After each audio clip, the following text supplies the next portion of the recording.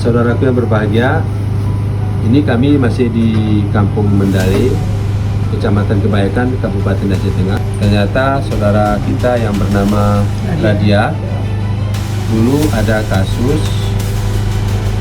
saudaranya meninggal di tahun 2020. Kebetulan yang meninggal itu tinggalnya di Aceh, meninggalnya di sini. Dipakailah BPJS saudara Radia. Ternyata itu tidak baik, berefek sampai hari ini, dan di statusnya dia sudah meninggal.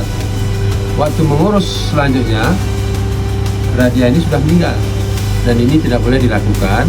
Dan hari ini kita atasi bersama bagaimana nanti bisa diatasi. Mungkin ada sosialisasi dari atau informasi dari Kepala BPJS Aceh Tengah. Terima kasih Bapak Bupati atas kesempatannya. Mungkin satu hal yang saya ingin sampaikan kepada masyarakat, yang pertama adalah jangan takut untuk bertanya ke BPJS, karena pelayanan BPJS itu semua gratis. Seperti yang kita tahu, semua pelayanan umum pada saat ini di Kabupaten Aceh Tengah itu semua gratis, tidak dipungut biaya. Maka silakan bertanya kepada kami apakah Bapak Ibu sudah terdaftar JKN atau belum.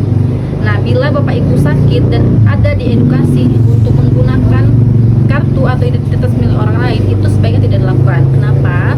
Karena kita tidak tahu dampak yang terjadi ke depannya. Ketika orang yang menggunakan kartu kita itu meninggal, maka status keaktifan di BPJS-nya juga tidak aktif, dan otomatis pemilik dari kartu tersebut tidak bisa menggunakan ketika dia sakit. Jadi oleh karena itu lebih baik melapor ke kami. Kalau memang belum data sudah menjadi peserta JKN, maka kita akan daftarkan, dan itu semuanya gratis. Yang penting Bapak Ibu sudah terdaftar dalam Dukcapil.